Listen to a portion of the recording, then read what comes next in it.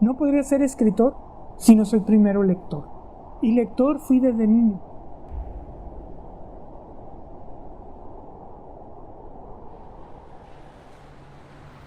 Nací en una ciudad norteña, fronteriza, capital del estado de Baja California. Nací en Mexicali el 21 de julio de 1958. Soy fronterizo en buena medida por mi cultura, es decir, por los hábitos y costumbres que me hicieron, que implicaban tanto los hábitos mexicanos del sur del país que mis padres traían, de Jalisco y de Michoacán, pero también los hábitos de pasar al otro lado, de consumir en Estados Unidos, de oír la música y de ver el cine. Alguien que puede tener las ventajas de estar frente al gran vecino del norte, que son los Estados Unidos de América, y a la vez quedarse del lado mexicano. Creo que soy hijo de dos concepciones de México. Mi madre viene de una familia conservadora, de una tierra donde hubo la rebelión cristera en contra de la Revolución Mexicana. Y por el otro lado está mi padre, que viene de un pueblo librepensador, incluso que luchó en contra de los cristeros en los tiempos de los años 20 y 30, que se unió al ejército federal, al ejército revolucionario de mi general Cárdenas, como él decía, y que vivió la revolución como una parte importante de su ser. Entonces son dos conceptos, el conservador y el liberal, se puede decir, que forman México. La parte fundamental de mi experiencia como escritor inicia como lector. Mis primeras lecturas a los 5 años de edad, gracias a mi madre, tienen que ver por un lado con estas cuestiones religiosas. Para mí fueron una fuente de cuentos y de aventura, ¿no? Estaba el rey David, estaba Salomón, estaban los profetas, estaba Adán y Eva, estaba Abraham e Isaac, estaba Sodoma y Gomorra, estaba Babel. Pero luego está el otro lado, que fue la lectura de los cómics, que implicaba la otra cultura, es decir, casi todos eran historias americanas, superhéroes, la pequeña Lulú, el zorro y el cuervo, lo que ustedes gusten, de alguna manera también influyó muchísimo. Y luego están la lectura de esa enciclopedia de oro para los niños, que traía todos los cuentos y fábulas europeas, todos estos cuentos de los hermanos Grimm. Yo creo que como escritor, creo que soy mejor lector, y esa no es una frase mía, es una frase de Borges. En ese sentido, creo que lo que más he disfrutado en la vida es leer. Y leer me ha dado la capacidad de entender que el mundo era mío. A mí me dio asma desde niño. Yo era un niño que vivía a 3 cuadras de la Jabonera, por la avenida Arista. Ahí estaba la casa familiar, enfrente de la cervecería Mexicali. Apenas podía respirar, me llevaban de emergencia al Seguro Social, me entubaban y me pasaba toda la noche luchando por respirar. Eso me llevó, por orden de los médicos, a ser un niño que no podía salir a jugar a la calle. Y me convirtió en un niño sedentario, cuyo único placer, aparte de jugar solo, era hijo único, era ponerme a leer. Entonces la lectura me salvó la vida, porque incluso cuando tenía asma o un ataque de asma, mientras podía meterme en el otro mundo, mientras podía ser un pirata del Caribe, podía ser un astronauta yendo hacia la luna, estaba salvo. No estaba siendo Gabriel Trujillo Muñoz, quien se está muriendo de asma.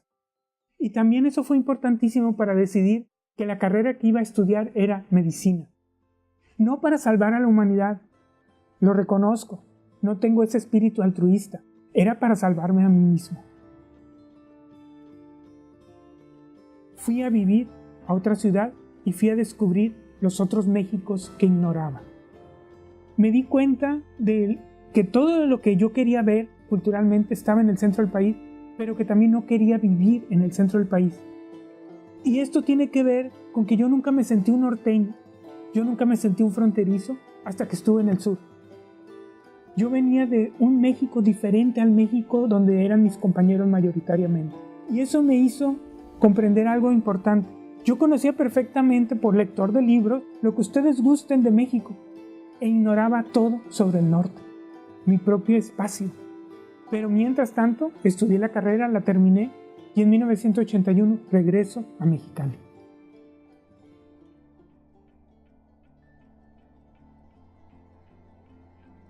Descubro que quiero aprender culturalmente, que es Baja California. Y lo primero con que me topo es que hay poquísima información sobre la cultura baja californiana. Decidí ser escritor y para ello me metí al taller de creación literaria que dirigía Óscar Hernández, que se fundó en ese momento en la Universidad Autónoma de Baja California.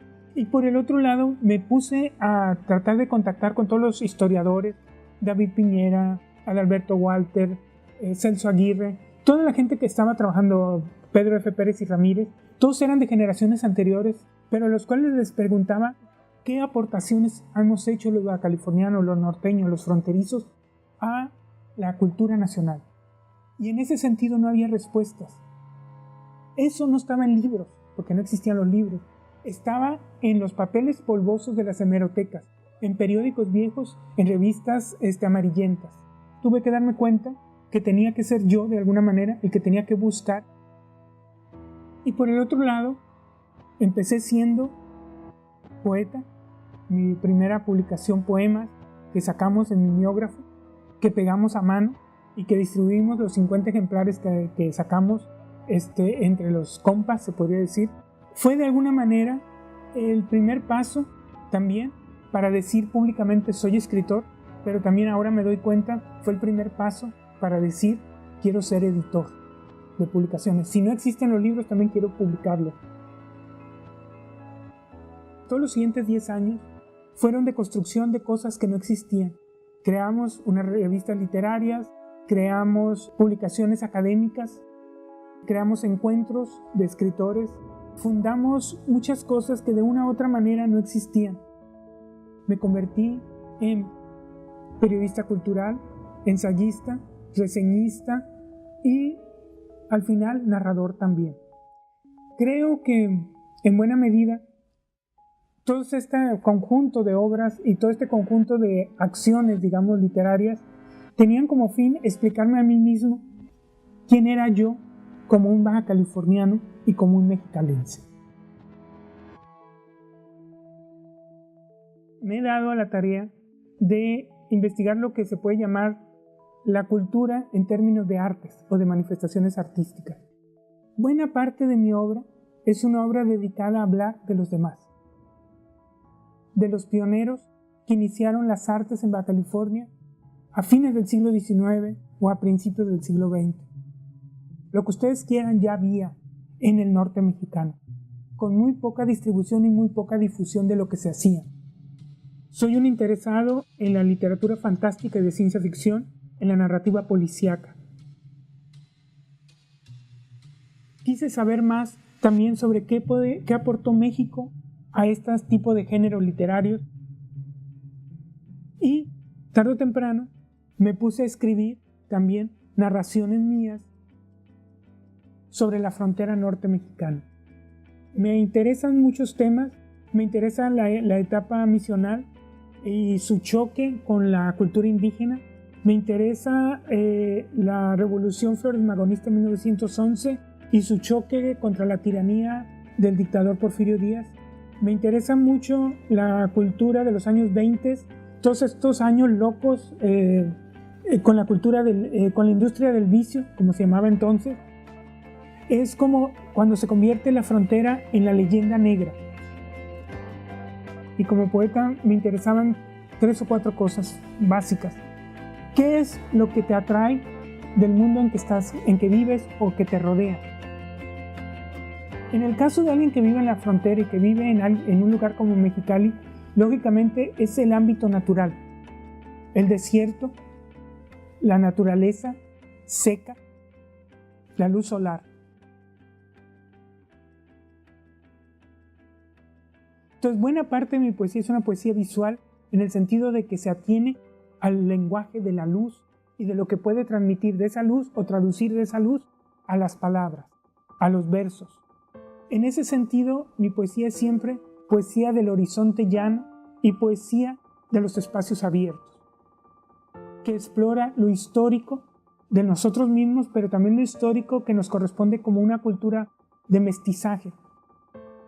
Somos mexicanos viviendo en la periferia del país, somos parte de la cultura hispanoamericana. tenemos raíces tanto en los nativos americanos como en la cultura occidental que trajeron los españoles. Somos latinoamericanos y por lo tanto tenemos la cultura de toda Europa, la cultura occidental, que aquí está y que aquí llega y que también de una u otra manera aquí se adapta a las circunstancias de un mundo desierto, un mundo que parece ser monótono y no tener nada que ofrecer, pero si te fijas bien, detrás de todos los espejismos están también ciudades de oro, están también vergeles, están también paraísos.